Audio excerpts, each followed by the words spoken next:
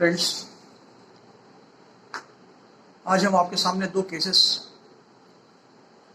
Discuss करना चाहते हैं जो कॉन्स्टिट्यूशनल लॉ से रिलेटेड है और 2020 में सुप्रीम कोर्ट ने उसको डिस्कस किया है। इसमें एक केस तो है Christian medical college Vellore versus union of India. ये जजमेंट सुप्रीम कोर्ट ने अप्रैल में दिया था और इस जजमेंट के तीन इंपॉर्टेंस हैं। एक तो ये कि पार्लियामेंट को एजुकेशन के किस एस्पेक्ट पर लॉ बनाने की पावर है भी या नहीं। हमारे कॉन्स्टिट्यूशन में एजुकेशन से रिलेटेड या किसी सब्जेक्ट से रिलेटेड तीन लिस्ट हैं 7 शेड्यूल में, जिसमें एजुकेशन को 1976 के बाद कंकरेंट लिस्ट में लाया गया और जो यूनियन लिस्ट थी उसमें भी अमेंडमेंट करके उसे काफ़ी स्ट्रॉन्ग किया गया। तो प्रेजेंट पोजीशन ये है कि एंट्री नंबर जो फर्स्ट ये लिस्ट है, यूनियन लिस्ट है, उसमें एंट्री नंबर 63 से लेकर के 66 तक पार्लियामेंट को पावर है एजुकेशन को रेगुलेट करने की। वो चाहे जनरल एजुकेशन हो, टेक्निकल एजुकेशन हो, मेडिकल एजुकेशन हो या इंजीनियरिंग एजुकेशन हो। जितने भी इंस्टीट्यूशंस हैं वो नेशनल इंटरेस्ट के हैं या नेशनल स्फीयर के हैं, जैसे BHU है, अलीगढ़ मुस्लिम यूनिवर्सिटी है, IIT कानपुर है, रुड़की है, या IIMs हैं, या नेशनल पुलिस एकेडमी है, IAS का ट्रेनिंग इंस्टीट्यूट है, मिलिट्री एकेडमीज है। इन सब पर यूनियन को, सेंटर को एक्सक्लूसिव पावर होती है, अकेली पावर होती है लॉ बनाने की और लॉ को रेगुलेट करने की। इनके एजुकेशन से, टीचिंग से या ट्रेनिंग से रिलेटेड, वोकेशन से रिलेटेड पुलिस एकेडमी या मिलिट्री एकेडमी, इन सब का रेगुलेशन सेंट्रल के हाथ में होता है, क्योंकि पार्लियामेंट इन पर लॉ बना सकती है। आज जब पढ़ेंगे, पहली जो सूची है, फर्स्ट लिस्ट है 7 शेड्यूल का, एंट्री नंबर 63 से लेकर के 66 तक में दिया गया है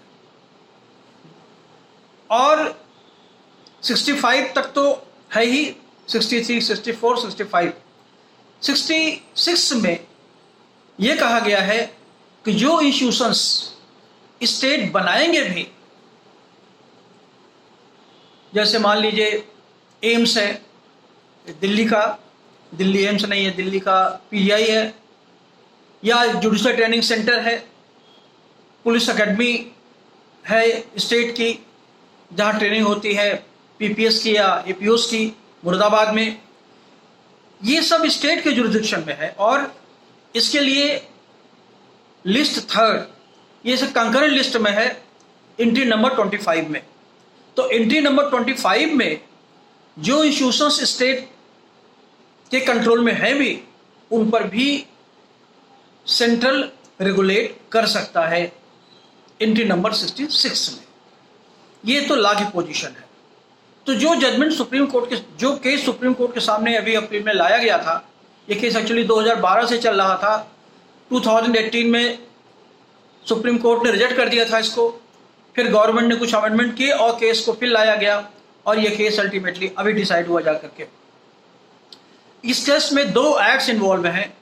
एक तो डेंटल एक्ट है 1946 का, 1948 का, दूसरा मेडिकल काउंसिल एक्ट है 1956 का।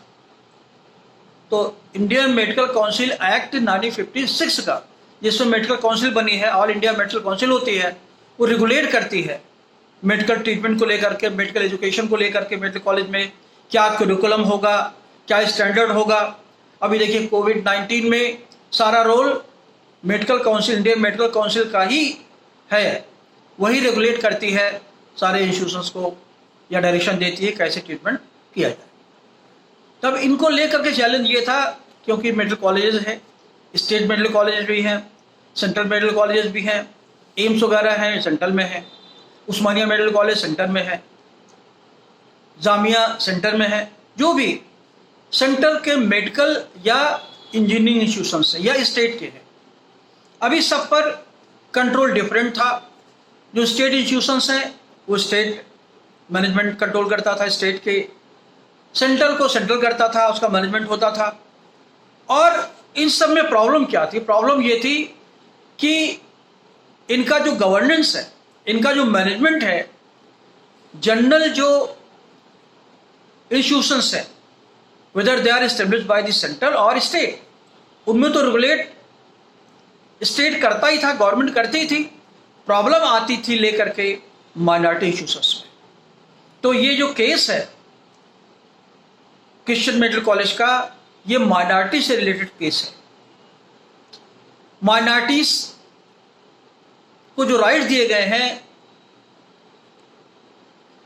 किसी इंस्टीट्यूशन को इस्टेब्लिश करने का और एडमिनिस्टर करने का, मतलब जो स्थापित भी कर सकते हैं और जो स्थापित करें उसका प्रबंधन भी करें, उसका रेगुलेट भी करें, कंट्रोल भी करें। बहुत सारे माइनॉरिटी इंस्टीट्यूशंस आप देखेंगे होते हैं, जैसे सीसी इलाहाबाद में है, माइनॉरिटी इंस्टीट्यूशंस हैं। लेकिन जामिया अलीगढ़ या जामिया अलीगढ़, उस्मानिया, तस्मानिया, ये सब माइनॉरिटी इंस्टीट्यूशंस नहीं हैं, क्योंकि they are established by the state, central government. जब गवर्नमेंट एस्टेब्लिश करेगी तो एडमिनिस्ट्रेशन माइनॉरिटी नहीं कर सकती। ये इंपॉर्टेंट पॉइंट है, क्योंकि आर्टिकल 28 में लिखा गया है establishment and administer, not establishment और एडमिनिस्टर। तो जब आप किसी इंस्टीट्यूशन को इस्टेब्लिश नहीं करेंगे तो उसका प्रशासन भी नहीं कर सकते। इसीलिए अलीगढ़ मुस्लिम यूनिवर्सिटी एक माइनॉरिटी इंस्टीट्यूशन नहीं है।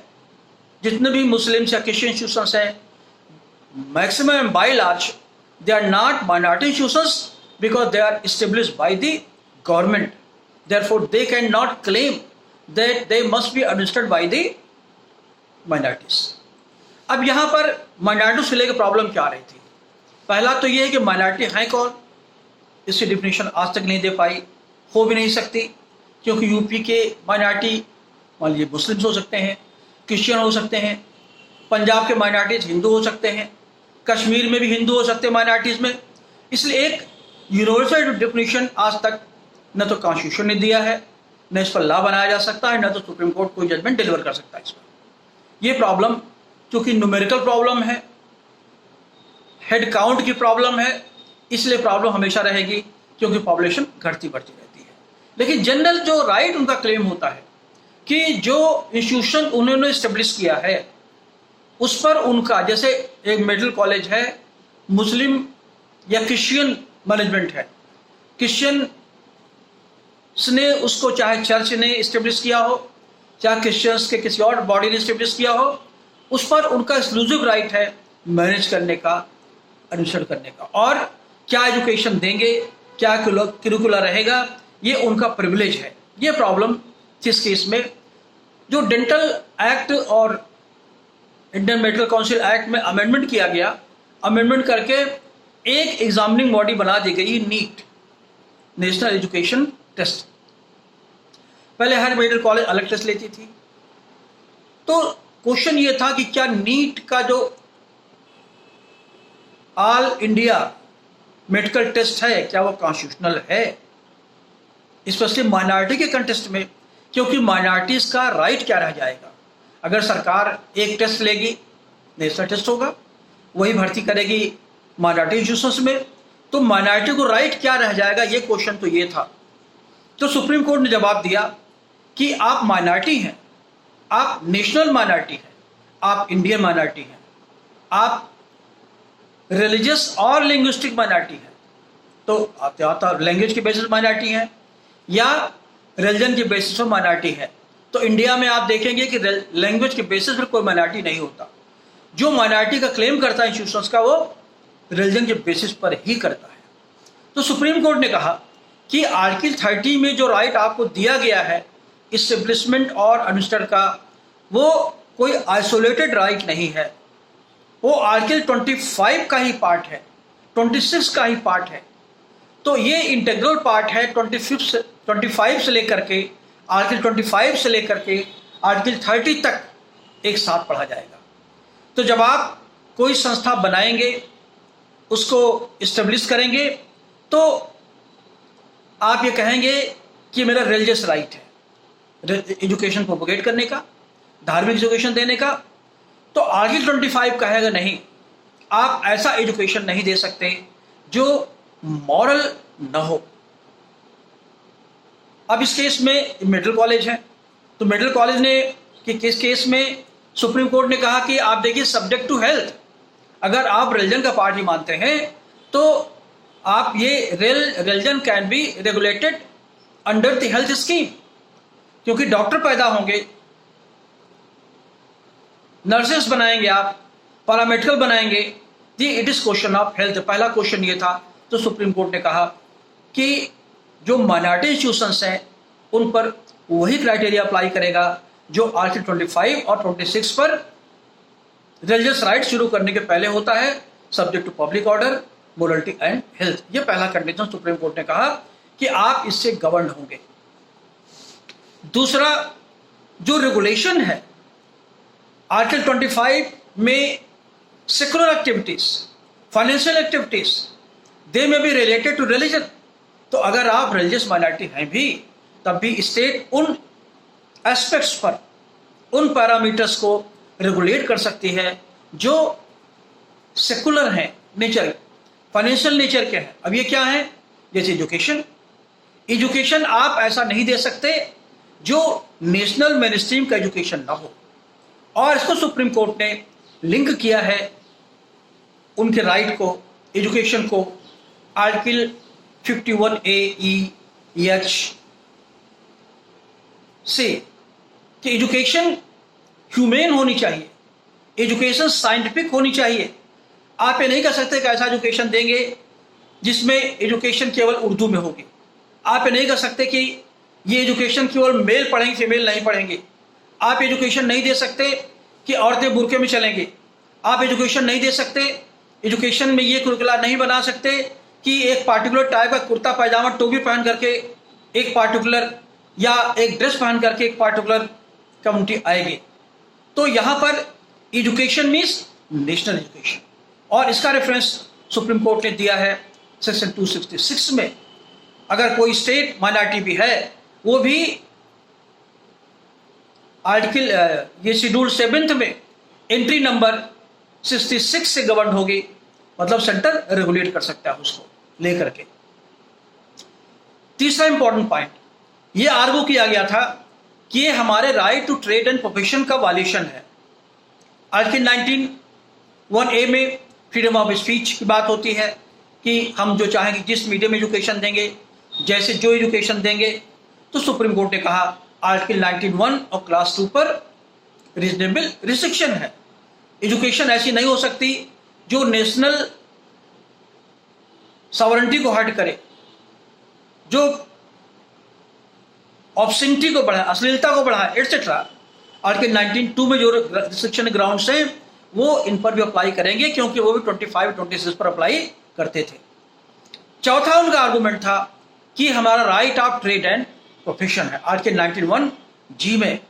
तो सुप्रीम कोर्ट ने कहा कि आर्टिकल 19(1)(G) पर रिस्ट्रिक्शन रीजनेबल इम्पोज हो सकता है आर्टिकल 19(6) में।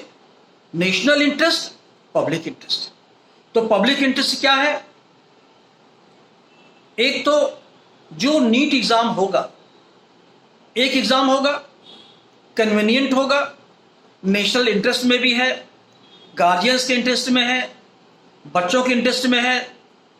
एक एग्जाम से वो फ्री हो जाएंगे, एक बार फीस जमा करेंगे, एक टेस्ट से वो मेरिट के बेसिस पर किसी इंस्टीट्यूशन में, इंक्लूडिंग माइनॉरिटी इंस्टीट्यूशन में एडमिशन पा सकते हैं। दूसरा क्वेश्चन था फीस का रेगुलेशन। तो सुप्रीम कोर्ट ने कहा, पहले भी कहा है कि फीस का रेगुलेशन जो प्राइवेट इंस्टीट्यूशन है वो अपना कर सकती है, लेकिन वो अनकॉन्शियस ना हो, अंतरात्मा को हिला देने वाला ना हो, अनरीजनेबल ना हो, और इस पर सुप्रीम कोर्ट रिव्यू कर सकती है। तो आर्टिकल 19(1)(G) जो ट्रेड एंड प्रोफेशन पर रिस्ट्रिक्शन क्या होगा, पब्लिक इंटरेस्ट क्या है कि डॉक्टर बनेंगे, अच्छे डॉक्टर बनने चाहिए, मेडिकल फैसिलिटीज अच्छी होनी चाहिए देश में। तो अगर हर इंस्टीट्यूशन अपना अलग अलग पैरामीटर फिक्स करेगा तो उसमें अनोमली होगी। बच्चों को एग्ज़ाम देने में बार बार भागना पड़ता है, गार्जियंस को प्रॉब्लम आती है, उनको ज़्यादा पैसा जमा करना पड़ता है। इसलिए पब्लिक इंटरेस्ट में है कि नीट हो, क्योंकि नीट किसी को अनड्यूली अनरिजनेबली रिस्ट्रिक्ट नहीं करता है आपका ट्रेड एंड प्रोफेशन पर। आपका trade and profession it may be regulated under article 19 class 6 public interest में और नेशनल इंटरेस्ट में। इधर सुप्रीम कोर्ट ने कहा नीट बिल्कुल कॉन्स्टिट्यूशनल है, समय की मांग है, बच्चों को टेंशन से बचाने का, गार्जियंस को टेंशन फ्री करने का एक बहुत बड़ा इंस्ट्रूमेंट है। सिलेबस को हार्मोनाइज करने के लिए बहुत ज़रूरी है, क्या करिकुलम होगा, एंट्रेंस एग्जामिनेशन में क्या सिलेबस आएगा। तो इसमें करप्शन के चांसेस मिनिमाइज हो गए। जो एनोमली सिलेबस में होती थी वो बिल्कुल इक्वलाइज हो गई। तो सुप्रीम कोर्ट का कहना यह था कि आर्टिकल 19(1) जी का वायलेशन भी नहीं है, क्योंकि रेगुलेट हो सकता है। और पांचवा इंपॉर्टेंट पॉइंट सुप्रीम कोर्ट ने कहा कि हम आज एक ऐसे एरिना में सरवाइव कर रहे हैं जो ग्लोबल एरा है। चाहे कोविड-19 हो, अब इंडिया में नहीं फैलेगा, अमेरिका में नहीं फैलेगा, पूरी दुनिया में फैल रहा है। तो ऐसे में ऐसा मेडिकल एजुकेशन होना चाहिए जो ग्लोबल वर्ल्ड में हमें सरवाइव करने में हमारी हेल्प करे। डॉक्टरों का स्टैंडर्ड, एजुकेशन का स्टैंडर्ड ऐसा होना चाहिए जो हमें ऐसा डॉक्टर, ऐसा नर्स, ऐसा पैरामेडिकल हेल्पर क्रिएट करे जो ग्लोबल लेवल पर हम कम्पीट कर सकें। और इसको लिंक किया सुप्रीम कोर्ट ने आर्टिकल 51A कैपिटल A से लेकर के class E, G, F, H, brotherhood, scientific temper, striving towards globalisation, हम आगे की ओर बढ़ते रहें। साइंटिफिक टेम्पर हो, हेल्थ फैसिलिटीज़ हो, क्योंकि डायरेक्टिव प्रिंसिपल में आप आर्टिकल 45 में एक अच्छी हेल्थ हमको चाहिए, स्टेट की ड्यूटी है। तो स्टेट की ड्यूटी इंश्योर करने के भी है कि वो इंस्टीट्यूशंस को उस एक्सटेंट तक रेगुलेट करे जहाँ तक एजुकेशन के स्टैंडर्ड में फॉल न हो, डिटोरेशन ना आने पाए। अब क्वेश्चन ये है कि माइनॉरिटीज कर क्या सकती हैं। तो पहला, सुप्रीम कोर्ट ने कहा कि आप जो एडमिशन नीट का जो मेरिट हो गई उस मेरिट से आप लें। अगर माइनॉरिटीज लेना चाहते हैं, आप कहते हैं माइनॉरिटीज हैं, तो 50% माइनॉरिटीज आप उससे ले सकते हैं। नेशनल माइनॉरिटी होनी चाहिए, ये नहीं केवल यूपी के माइनॉरिटी, क्योंकि ये नीट का टेस्ट है। तो चाहे दिल्ली का हो, बॉम्बे का हो, अगर आपके इंस्टीट्यूशन में है तो मेरिट में जिस नंबर पर आएगा उस मेरिट के बेसिस पर ही आप उसका अपॉइंटमेंट करेंगे। कोई कोटा नहीं होगा। अपने ढंग से एडमिशन है, अभी तक कोटा होता था, मैनेजमेंट कोटा होता था, ये सब पहले खत्म हो चुके हैं, मगर माइनॉरिटीज को लेकर के एक डिस्प्यूट अभी था। तो सुप्रीम कोर्ट ने कहा मेरिट पर होगा। आप चाहे तो सारे मुस्लिम का कर लें मेडिकल कॉलेज में एडमिशन, लेकिन सब मेरिट से होना चाहिए। और अगर दूसरी कम्युनिटीज़ हैं उनका भी इंटरेस्ट से मेरिट से ही होना है, उनमें मेरिट होगी। तो एडमिशन हमेशा मेरिट से होगा। मेरिट वही होगी जो ऑल इंडिया मेरिट होगी, जो नीट की मेरिट होगी। आप अपना कोई टेस्ट नहीं लेंगे, इसलिए आप मेरिट नहीं बनाएंगे। तो मेरिट के कंटेस्ट में मैनेजमेंट का राइट बिल्कुल लगभग खत्म हो चुका है, रिस्ट्रिक्टेड हो चुका है। अब दूसरी प्रॉब्लम है मैनेज करने की। तो सुप्रीम कोर्ट ने कहा मैनेजमेंट आप अपना होगा, सारे माइनॉरिटी के लोग हो सकते हैं मैनेजमेंट में, एडमिनिस्ट्रेशन में, आपका कैंपस चाहे जैसे रन करें, लेकिन जो सिलेबस होगा, सिलेबस जो यूनिवर्सिटी का सिलेबस होगा या जो सिलेबस प्रेस्क्राइब उस इंस्टीट्यूशन को होगा जहां से आप जुड़े हुए हैं, उस सिलेबस से आप बाउंड होंगे। उसमें कोई रिलैक्सेशन नहीं हो सकता।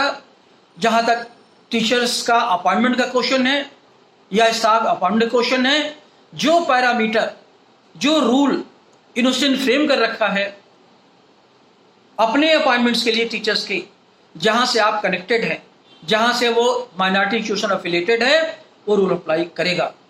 तो आप डिसाइड कर सकते हैं कि मुसलमान अपॉइंट होगा, क्रिश्चियन अपॉइंट होगा, पारसी अपॉइंट होगा आपके इंस्टीट्यूशन में, लेकिन उसे वो सारे क्राइटेरिया फॉलो करना पड़ेगा, उसे फुलफिल करना पड़ेगा जो एक टीचर के लिए मिनिमम प्रिस्क्राइब्ड है स्टेट से या यूनिवर्सिटी से, उसमें कोई रिलैक्सेशन नहीं हो सकता। आप चाहें तो माइनॉरिटी इंस्टीट्यूशन में 3 लोग लें। माइनॉरिटी का मतलब जो इस्टेब्लिश एंड एडमिनिस्टर्ड है, ये सब जो क्राइटेरिया है ये आपका उस्मानिया यूनिवर्सिटी या जामिया यूनिवर्सिटी अप्लाई नहीं करेगा, क्योंकि they are not minority institutions. वो ये नहीं कर सकते हम सारे हिंदू मुस्लिम लेंगे या सारे क्रिश्चियन लेंगे, उनको तो लेना ही पड़ेगा जो नेशनल क्राइटेरिया बन चुका है, जो अदर इंस्टीट्यूशंस के लिए बन चुका है। तो अब रिजल्ट क्या हुआ? रिजल्ट ये हुआ नीट जो नेशनल एजुकेशन टेस्ट है वो कॉन्स्टिट्यूशनल है, क्योंकि ये अनरिजनेबल नहीं है। माइनॉरिटीज भी they are also bound by the article 25-26 के ऊपर जो रिस्ट्रिक्शन है वो भी उससे बाउंड है। फंडामेंटल राइट पर जो रिस्ट्रिक्शन है उनका राइट टू प्रोफेशन का, उससे जो बाउंड है, क्योंकि वो अनरिस्ट्रिक्टेड तरीके से कोई रेगुलेशन एजुकेशन का नहीं हो सकता, क्योंकि एजुकेशन नेशनल एसेट है, ये हमारी धरोहर है। और हमें ऐसे स्टेट्स क्रिएट करना है, ऐसे साइंटिस्ट क्रिएट करना है, डॉक्टर क्रिएट करना है जो पूरी दुनिया में कम्पीट कर सके। हमें पोंगा नहीं बनाना है, हमें धर्म से रिलेटेड कोई डॉक्टर या नर्स नहीं बनाना है, हमें ऐसा बनाना है जो पब्लिक सर्विस कर सके। Public service means Indian society में जो अपने को अकोमोडेट करे, ह्यूमन सर्विस। तो ह्यूमन सर्विस यहाँ पर है, तो इसलिए इंपॉर्टेंट है कि आर्टिकल 51A को देखिए। जितने फंडामेंटल राइट डायरेक्टिव प्रिंसिपल है, आप आर्टिकल 51A को अलग करके नहीं पढ़ सकते, क्योंकि अकेला चैप्टर है जो फंडामेंटल ड्यूटी से रिलेटेड है। Now it is part and parcel of the fundamental right. और आपने देखा केशवनाथ भारती केस में जो केस आया था, Keshavnath Bharati versus state of Kerala का, उसमें सुप्रीम कोर्ट ने कहा कि फंडामेंटल राइट और डायरेक्टिव प्रिंसिपल दोनों अलग करके नहीं देख सकते। तो ऐसे ही सुप्रीम कोर्ट ने कई जजमेंट्स दिए हैं, किसी दिन हम डिस्कस करेंगे, जिसमें कहा कि फंडामेंटल राइट को आप फंडामेंटल ड्यूटी से आइसोलेट करके नहीं देख सकते। ये इस केस का इंपॉर्टेंस है, अब डिस्कस करेंगे। Thank you.